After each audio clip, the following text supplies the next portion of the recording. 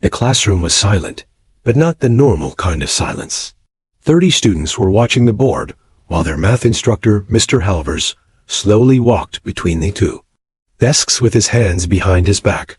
On the board was a complex equation, the kind that most students in the room didn't even understand yet.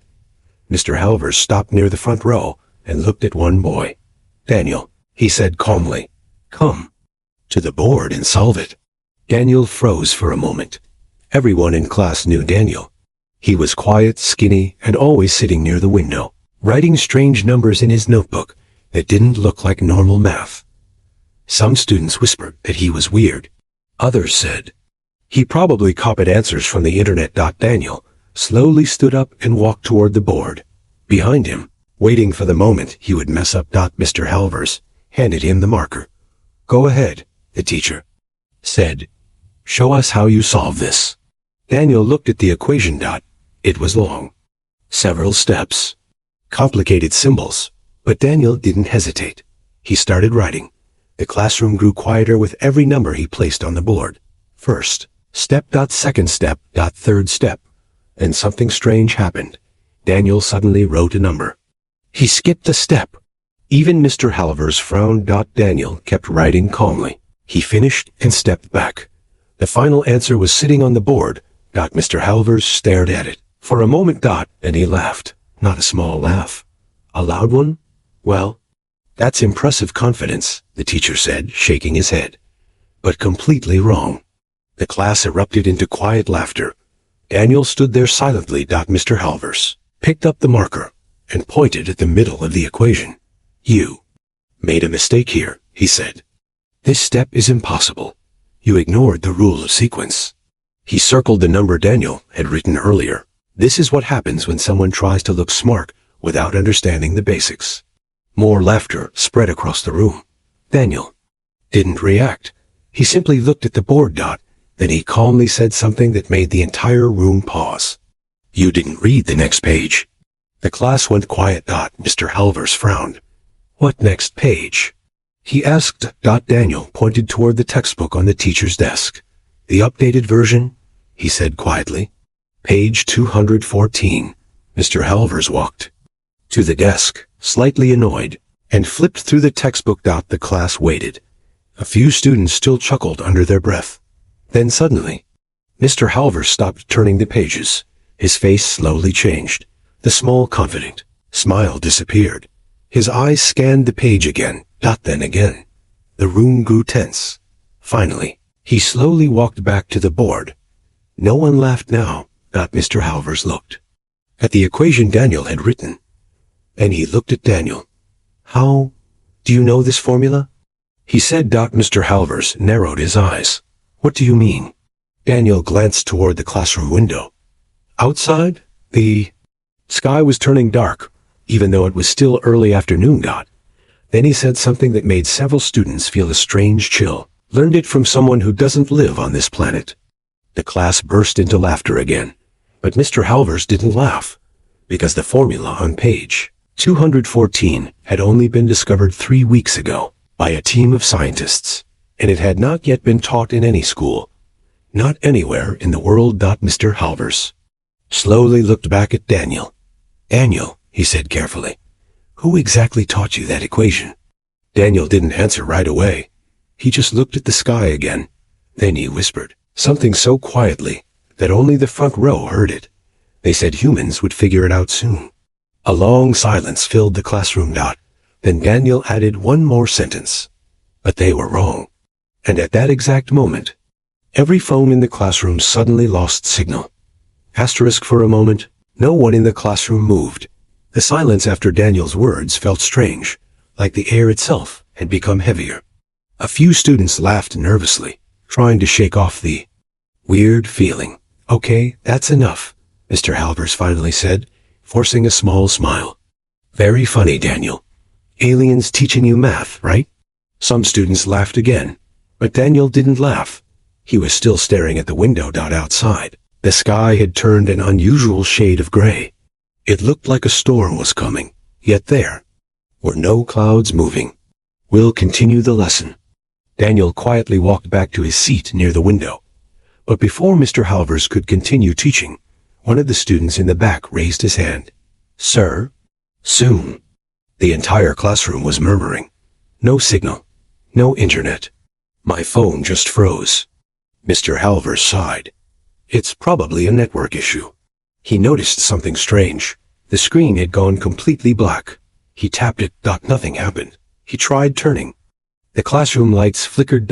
Once. Twice. The students looked up. Did you see that? Someone whispered. The lights flickered again. The screen lit up with static. White noise filled the room. The students stared at the screen as the static slowly shifted. Lines began forming.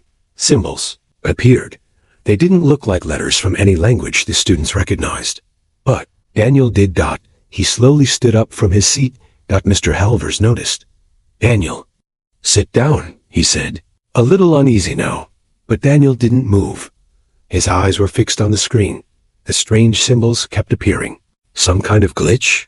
Another said. Maybe someone hacked the projector. But Daniel quietly said, No.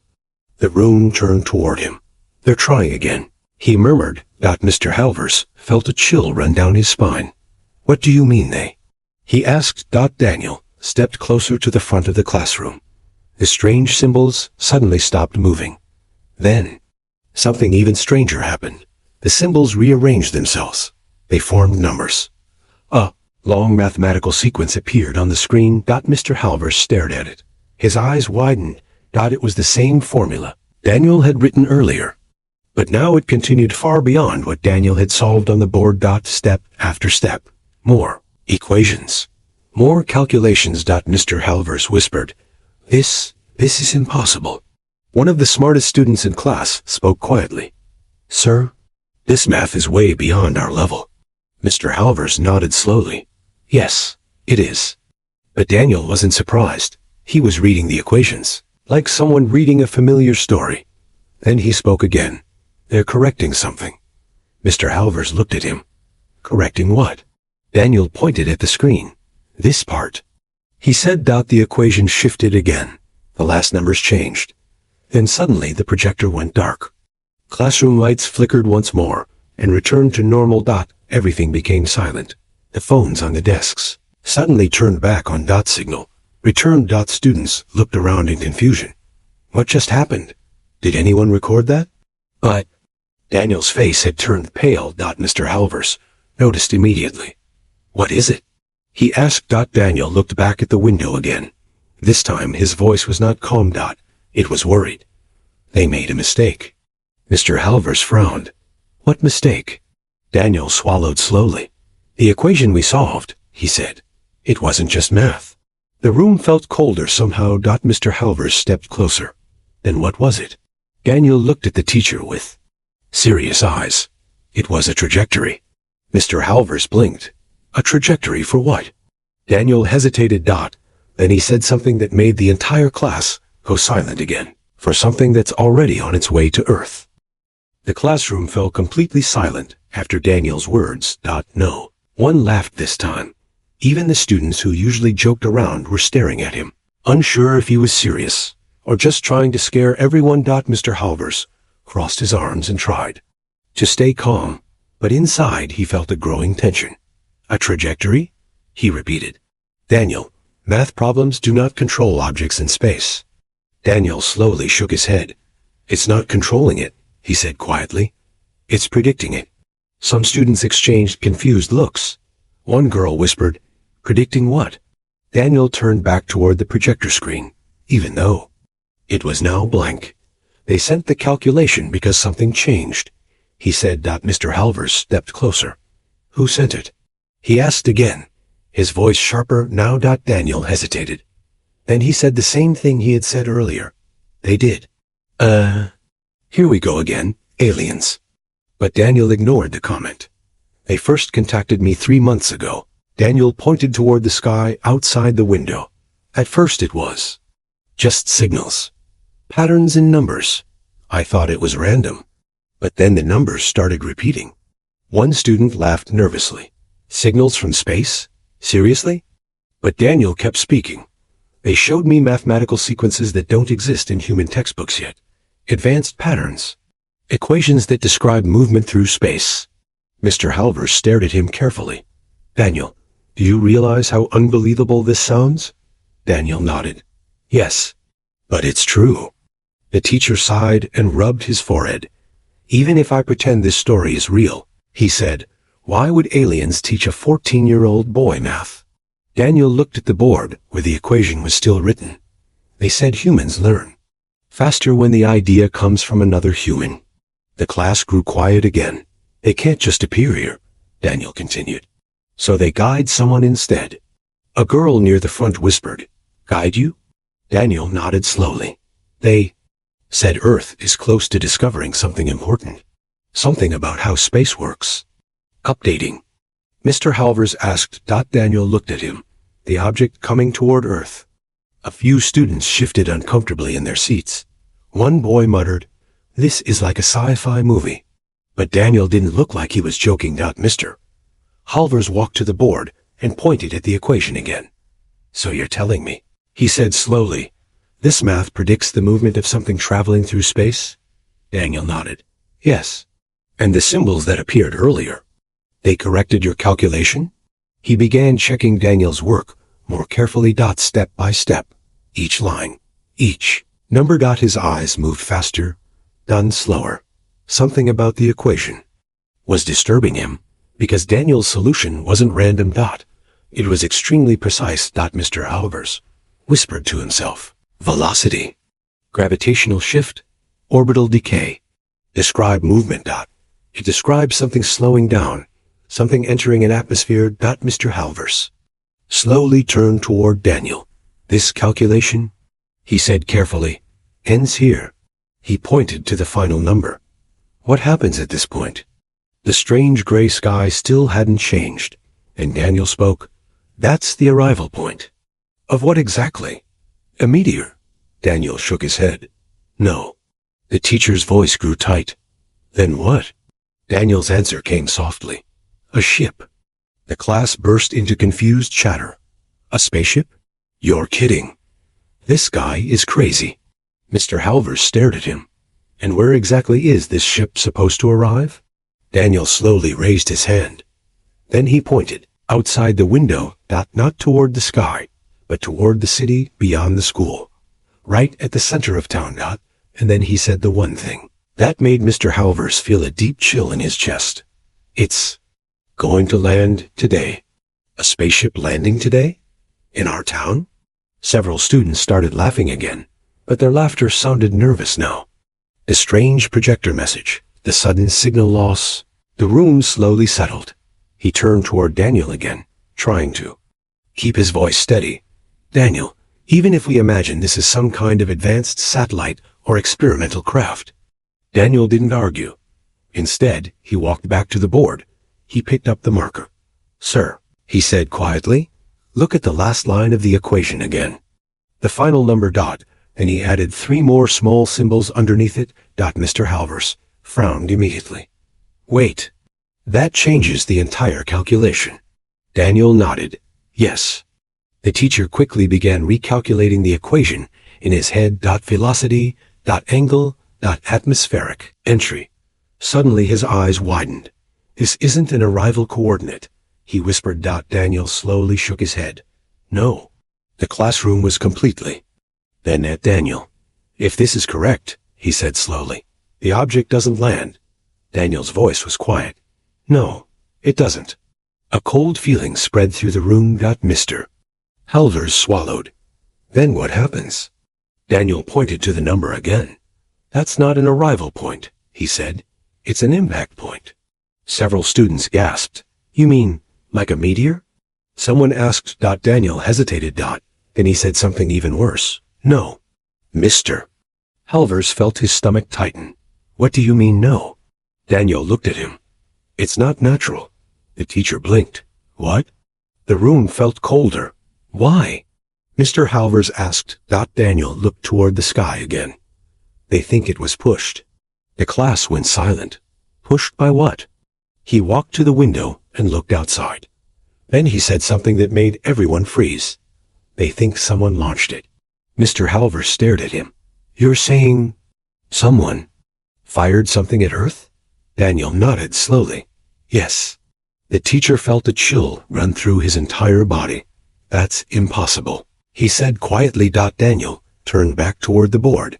Sir, remember the message earlier? Daniel pointed to the part they had changed. They weren't correcting the math. Mr. Halvers frowned. Then, what were they correcting? Daniel looked directly at him. The timing. A heavy silence filled the room. Mr. Halvers felt his heartbeat speeding up. What timing? Daniel's answer came quietly. The impact. One of the students whispered, How long? Daniel looked at the equation again. Then he spoke. 47 minutes. This has to be a joke. But no one else laughed. Because at that exact moment, the classroom windows rattled. A deep vibration rolled through the building. Not like thunder, not like an earthquake. Something else. Something distant. Something massive moving through the sky. Every student turned toward the window, and slowly, a strange shadow passed across the clouds. No one in the classroom even breathed. Every student was staring through the window. The sky outside had turned a deep gray, and something massive was hidden behind the clouds, moving silently above the town. Then the vibration came again, this time stronger. The glass windows trembled inside their frames. One girl covered her mouth. What? What is that?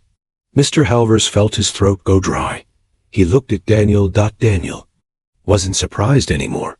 He just looked. Worried. How much time now? His eyes moved quickly through the numbers. Then he whispered, 32 minutes. The classroom erupted into panic. 32 minutes. Until what? Until it hits? Someone call the police. It's blocked again. Mr. Halvers tried his phone too. Nothing. He felt the reality of the situation, closing in like a tightening wall. If Daniel was right, sending another message.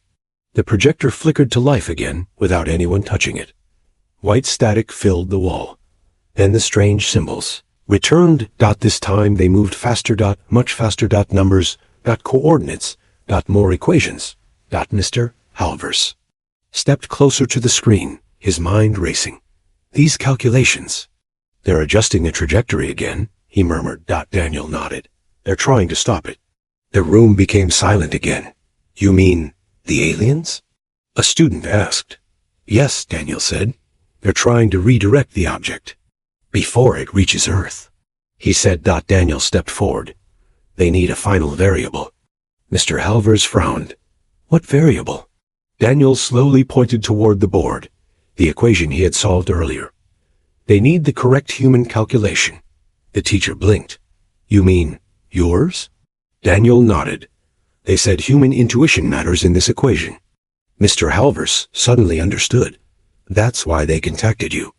Classroom was so quiet that every step echoed. He picked up the marker. His hand trembled slightly. Mr. Halvers whispered. The teacher swallowed hard. Then do it. Daniel turned back to the board. He stared at the equation. Every number, every pattern, every symbol. He wrote the final number. Then he stepped back. 4. 1 second. Nothing happened. 2 seconds. 3. Then suddenly the projector screen exploded with light. The symbols began rearranging themselves. Rapidly. The equation updated. Lines of calculations rushed across the screen like a living storm of numbers. Then everything stopped. The screen went black. The classroom, massive shape that had been moving toward the town, slowly curved away, climbing back toward the upper sky. The vibration faded. The windows stopped shaking. Silence returned. Slowly, the clouds began to clear. Blue sky appeared again. The students stared in shock. One boy whispered, It's gone. Rushed to the window. High above the clouds, something bright shot across the sky like a distant star. Classroom. Everyone looked at Daniel. No one laughed. No. One whispered. Mr. Halvers walked toward the board and looked at the equation again. Then he looked at Daniel with a completely different expression. Daniel, he said quietly. Who exactly are they? Mysterious smile. They're the ones who make sure humanity survives long enough to learn the answers. The teacher stared at him. But why you? He asked. Daniel picked up his notebook from his desk. As he walked toward the door, he gave the simplest answer of all. Because today, you turned the page. And somewhere far beyond the earth,